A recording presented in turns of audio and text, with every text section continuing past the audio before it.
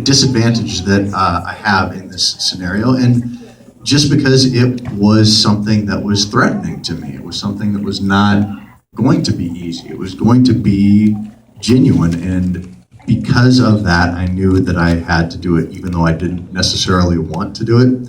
I had to do it. And it's been, because of that, it's been the most rewarding thing that I could possibly do, and I want to keep doing it as long as I'm vertical. Excellent, excellent. All right. Now, of course, needless to say, you've been all over the world. You fought in some of the most intense and ridiculously insane terrain and situations, which so far has been, well, the most memorable, your most toughest. It's, as far as doing the series, the most difficult episode by far was here in the Philippines, without a doubt. The Scout Rangers were one of the most competent and difficult opponents that I faced, and the jungle around Subic was the worst jungle I have ever been in. It was pure misery, and it completely was not what I anticipated. My plan didn't work in jungle that thick, and I kept expecting it to open up, and it never did. So it was really, really miserable. My camera guy went down. There are some behind the scenes shots on DiscoveryAsia.com, Discovery Channel Asia, the Discovery Channel Asia website. There's some behind the scenes of my cameraman melting down in the jungle and throwing a couple fits, which was really, really funny. I highly recommend you check that out. But every place had its own challenges, but in some places it was technology, some places it was the men, some places it was the environment, but it always was a combination of all three. But it always comes down to the men involved in whatever unit I've gone against, and the Scout Rangers were the best. Wow, guys, we appreciate that. I mean, you have a former Navy SEAL giving accolades as we are one of the best. We really appreciate that. What were some of the challenges you encountered in the jungle, though? What we saw, maybe some behind the scenes anecdotes? There are plenty. Really, there was the just physical difficulty because I was not accustomed to the jungle environment. As far as the heat and humidity goes, we were there at the beginning of July. It was a typhoon season. We had a Class 2 typhoon come in the night we were out there. Dehydration is always a problem. Heat exhaustion is a problem. There's another video of one of the producers that was with you guys, I think, in the first hour. He went down with heat exhaustion, and he had to get evacuated out and spent like a day or two in the hospital. So there's obviously just the physical challenges of that. But then there was the tactical challenges, because the thickness of the jungle, ordinarily as I'm doing escape and evasion, I can move about 3 times faster than pursuers because of the needs that they have to, the requirements of tracking. But in this environment, that was reversed. I was actually breaking trail. And so it made it very difficult, and it put me on the defensive the whole time. I was never able to turn it around, and these guys never gave me a chance to. They kept up the pressure, and I never was able to buy enough time in order to change my strategy. I really was just on the run, and you saw how it turned out. Oh, excellent, excellent. Now, let's talk about these guys. Of course, the Philippine Scout Rangers. How did you strategize? What was your strategy against them? Of course, you are, like you said, not in your terrain. You knew they were relentless. Guys, you on screen, you looked like it was a walk in the park for you guys. It was like an air-conditioned environment for you guys. But how did you strategize against some of our country's best? I strategized? Yes, yeah, no, you did. My strategy when I was going into it was to, first thing I always want to do is I want to get some distance. I need to get some distance between the pursuers and me. Then I need to throw in some anti-tracking tricks. I need to throw in some deception so I can buy some time, and I can throw in some confusion. And then I'll start throwing in some booby traps. I'll throw in some more tricks.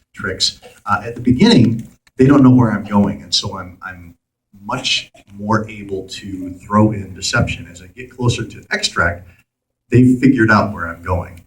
And so now for me to pull any kind of direction change or any kind of tricks, it's probably not going to work as well. So those were my strategies. That's what I was planning on doing. But the jungle was so thick, there was no way I could do that. When I would try to throw any deceptions in, I found out later they figured out every one of them.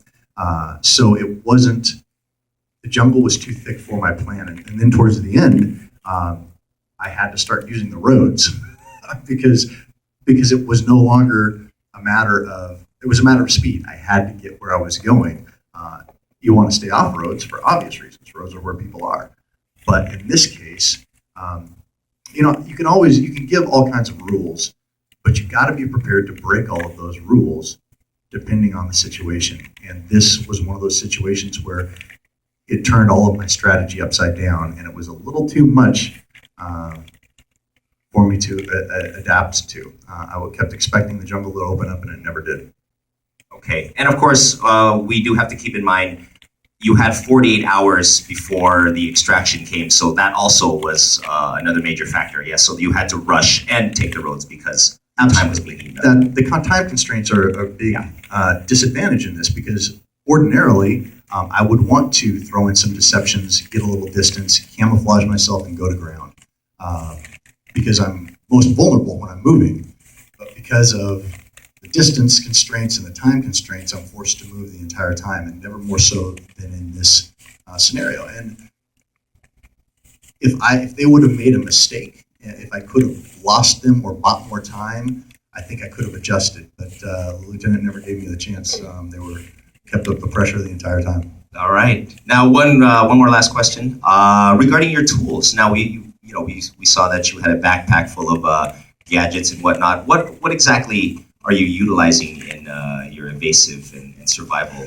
What are those tools exactly? Well, I carry some booby trap making materials. I carry a multi-tool usually. I carry some blades, and I carry some gear that's dependent on the environment. In this case, I carried a poncho and a Gore-Tex rain jacket.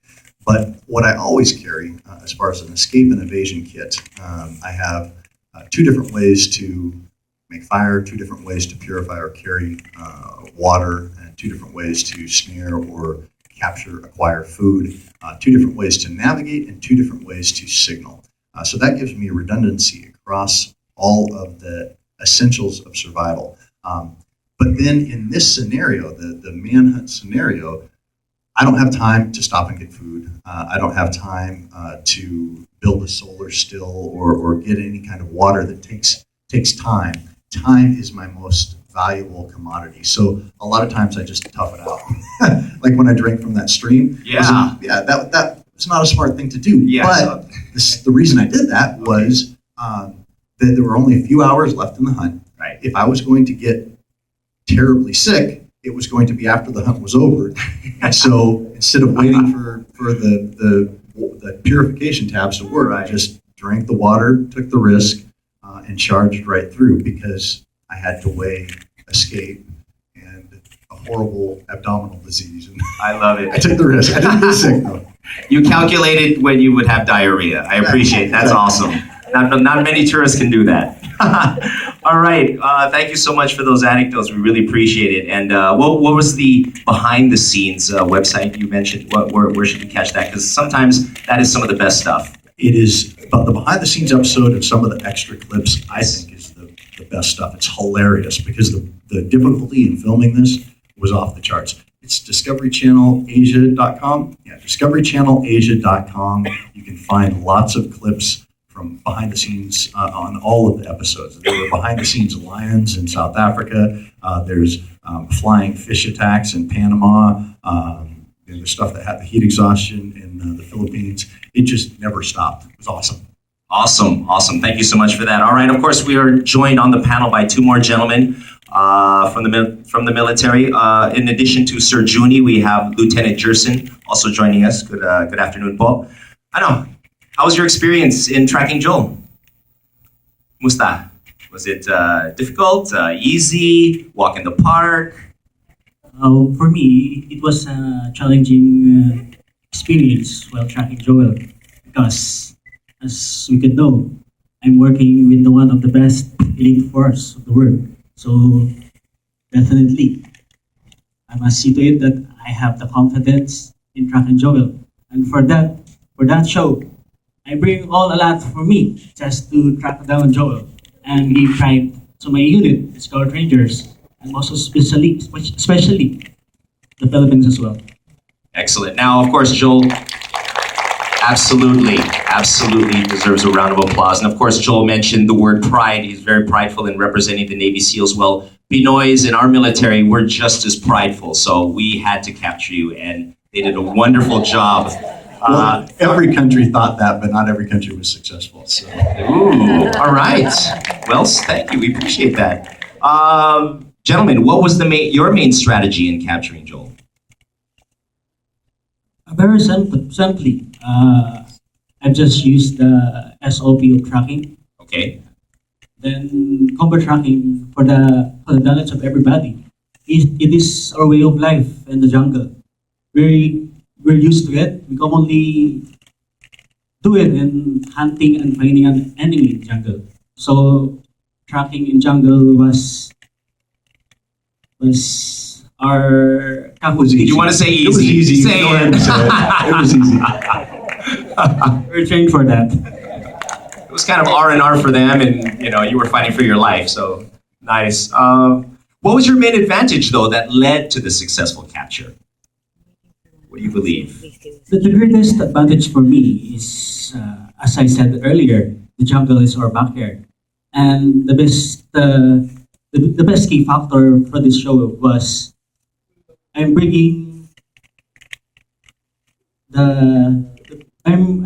we're just using only the bear tracking skill for this show, so that could be all.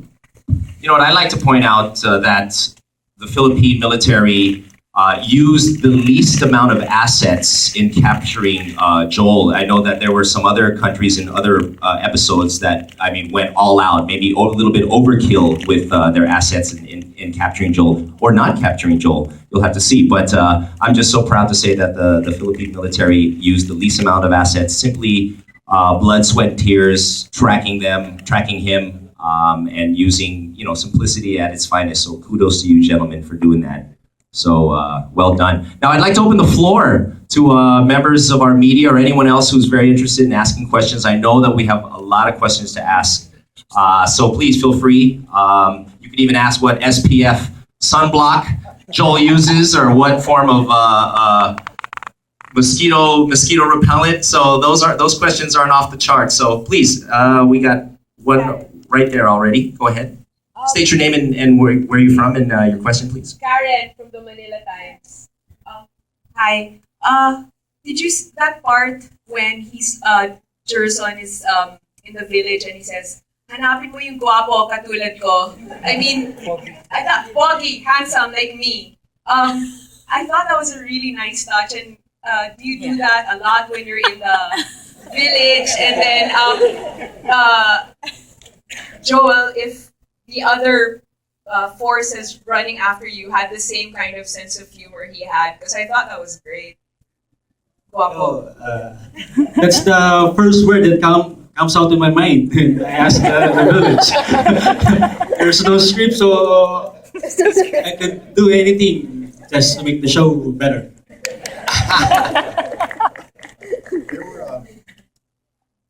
Sometimes there were other units with great senses of humor, but in a lot of episodes, they weren't laughing.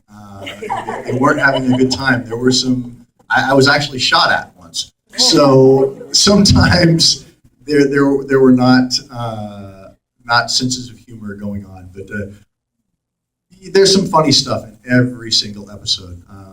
One of the things that you'll find that's characteristic of people in special operations is that there is a very deep black sense of humor because of the conditions that we're used to being in. So some of the jokes that come out of us among ourselves aren't fit for mixed company, but you'll see some of that in some of the episodes. It's pretty funny stuff.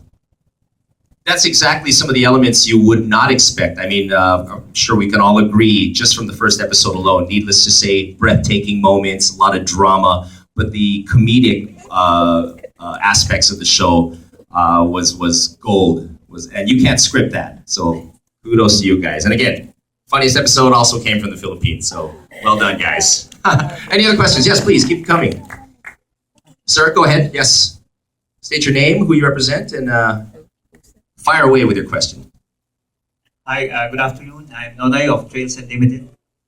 I just need to ask, the location, this question goes to our the military. The location is in Santa Rita, that's in Zambales, right? Were you able to have a some kind of or were a little bit worried because those areas are also NPA infested? Were you able to? Did you have any worries? Actually, the place before it was chosen to be the venue for Manhunt, it was already secured by the units occupying the area of responsibility. So before we occupied the Zambales for the filming and the activity, it was already secured. So no, there are threats from from armed groups was minimized during the filming. My name is Alma Nona Scarpia from the Philippine Graphic Magazine. First, I'm from Zambales. Santa Rita is not the heavily NPA infested area. You're talking about Masinloc and Botolan. I would like to ask all of you gentlemen what your expectations were when you began filming and how they came out at the end. Your expectations of the terrain, the people you'd be interacting with, and what you were going to go through. Thank you. My expectation for that show was only thing was I just want to do my job. I was as a ranger. Once we're given a job, then we must do whatever it takes. My expectations throughout the entire series, Manhunt series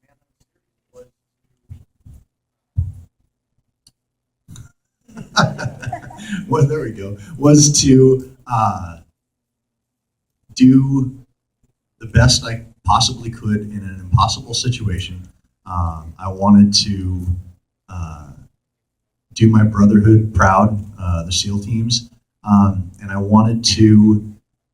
I knew that I wasn't always going to be successful because it's an impossible situation that I'm going into. I'm going into people's backyards.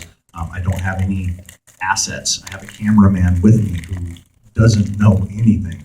And I just wanted to give everything I could, no matter what the cost, to live up to the ethos of the SEAL teams. That's all I wanted to do. And my name is Benedict from Inquirer. I'd just like to ask a question. Considering the outcome of this manhunt, would we expect a rematch in the future? If we're given a chance again, then why not? I would love to. I would love to. It was the most miserable episode that I filmed, and the jungle is my least favorite environment, and this was the worst jungle of my least favorite environment I've come across because of all the growth. It was all secondary or tertiary. It was really thick jungle. But now I know. So I would change my strategy completely because of that. So I would love to go again. I would love to go again. That would be great. I mean, once I'm a day or so in and I'm dehydrated and I'm hating life, I'll probably, check that decision. But I'm saying right now, let's go. Joel, we take absolute pride that you had a miserable time here. We are very prideful. Tweet that, guys. Oh, needless to say, of course, feel free to take pictures. Quick reminder, again, the hashtag is Discovery Manhunt, so this would be to make a perfect photo op right now. Anyway, continue on, sir. Question way in the back. Go ahead, come closer. I think there's a microphone somewhere around you, your vicinity.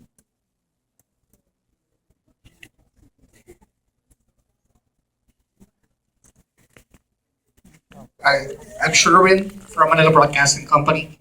I'd just like to ask Joel, if you had tried some balot in that forest. No, I have not. I've not tried the balut yet, but I'm down for it. I've eaten some pretty nasty things over the course of my career, and when I'm doing the show, in Arizona, I'm eating grasshoppers as I go, and cactus, and South Africa it was termites, and in Panama I managed to get a 2.5 meter boa constrictor, and that was my dinner. But I've never had the chance to try something as intimidating as balut, and I'd be down for it. And last thing, rating 1 to 10, 10 is the highest. How would you rate the difficulty of this situation in the Philippines compared with the other experiences in other locations? This was without a doubt the most difficult. I've done more difficult things while I was in the SEAL teams, but I was 27 years old at the time and smashing through walls with my forehead. Now it's a little different. So in the course of filming it, every different environment had its challenges. Every different unit had its strengths that I had to try to beat and its weaknesses that I had to try to exploit. And every different environment had threats, and I had to be advised of all those and learn everything I could before I went in. So everything was difficult. In South Africa, there was almost a catastrophic lion attack. It was very bad. In Panama, we had more people going to the hospital, infections and diseases and cellulitis. Every place had its challenges, but as far as just pure misery and pure difficulty, the episode in the Philippines was, without a doubt, the most difficult one. And I've said that in every country I've gone to, in every interview I've done. They've asked me what's the hardest, and I said the Philippines. So it has nothing to do with just the fact that I'm here, which is funny because it's ironic because I'm a big fan of the Philippines, Filipino food, Filipino martial arts. I sponsor a kid here, and it's really is one of my favorite cultures on the planet, and I've always felt a kinship here. But your jungle sucks. I already see you as the poster boy for the Department of Tourism. Our jungles suck. Come to the Philippines. Keep the questions coming, guys. We got another one. There you go, madam. Yes, pointing at you with the striped shirt. Go ahead. There you go. Go ahead, sir. Go ahead. To Joel, while doing the mission, you met a lot of people along the way. I'm just curious, why did you not tell the people, not to tell your location? Is it part of the plan? There were instances of being compromised by the people. In Poland, I mean, when they saw me, these people were just immediately calling the cops. They didn't even wait for anybody to come ask. They were just calling the cops. But it just depends. You obviously want to avoid people, but situation always dictates your response, and there are always aspects of any situation that will change the way that you view it. Everything can be a disadvantage or it can be an advantage. So you try to play things towards your advantage. Situation dictates. I can never give you one solid answer. I can only say that the circumstances will change my approach in every situation. Was it intentional not to tell? Was it intentional? Not to tell the people, to inform the military about your location? No, the intention was to confuse. The intention was to go in and conspicuously leave so that everybody saw, me move in one direction, but use that to be my deception trail, because the jungle wasn't allowing me to do effective deception trails, because anywhere I moved, I left this massive trail. So there's no way to confuse them, and these guys are very, very good at what they do. So that plan that I had to go out the window. So the village became an attempt at a deception trail.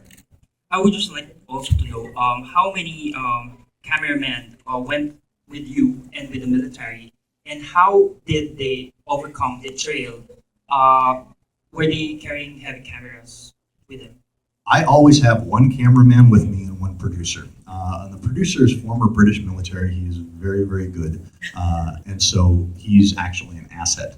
My camera guy, I've been through several. First guy quit. He's never even returned a phone call after the first episode. one of the other, well, the cameraman that was in this episode got MRSA in his leg, the staph infection that can kill you from the Philippines, actually. So we didn't see him anymore. And then a cameraman I had in Panama, actually, I think you know him from The Amazing Race. Yes, from Amazing He Race. destroyed his shoulder. His rotator cuff actually detached from his bone. And he's still having surgeries because of that. So it's difficult having a camera guy who's untrained, but it just is another thing that adds to the impossibility of the scenario. And to me, that makes it great. It's another thing to overcome, another difficulty. And the other units across the globe, every time that we do this episode or do an episode, they would have camera crews with all of their individual assets. So in some places there are a lot of camera guys because they're using a lot of different things. In other places, they didn't have to have so many. But there's some great stories. I'll let the lieutenant tell you about the cameraman with him. The cameraman with me he was also physically fit, and he can go with us, even though we're moving fast, but he still can catch up us. And the best thing for the Discovery crew was, even though that they get hurt through the hand, but they still keep on moving. So for that began my respect for the Discovery crew.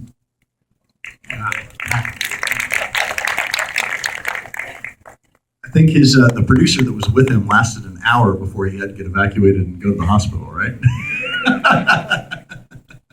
They tried to get him out of the way if they went down as quick as possible, not to impede the hunt. Hi, my name is JR, and I'm a blogger and also a writer. I was just curious, did you feel it was a disadvantage that you had a cameraman with you considering speed and you had to explain everything that was going on? Yes, absolutely. It is a disadvantage. And the first episode I did, we had to do so many reshoots and I had to add so much voiceover to it because I wasn't used to talking to the camera yet. I just wanted to do what I needed to do. And so the cameraman would be like, "Hey, Joel," I'm like, "Shut up. Hey, Joel, can you keep up?" And I'm just telling him to shut up and get in line behind me. And he's trying to do his job. And so over the course of the series, I've gradually learned how to, they don't have to shoot as much stuff to make up for it because I'm talking to the camera at the time it happens. It's gotten easier for me, but it also is, it's a disadvantage. The camera guys, they're in phenomenal shape and they keep up really well, but some of them just don't think tactically. And so I'll be being really quiet, or they think of it as a TV show. For instance, everything's really quiet and it's sneaky and it's stealthy, and we stop down for 5 minutes, and I crouch down all stealthy, and he's like, throws his backpack down. I say, "Oh yeah, I need a break." And they just don't understand that the whole thing, it's not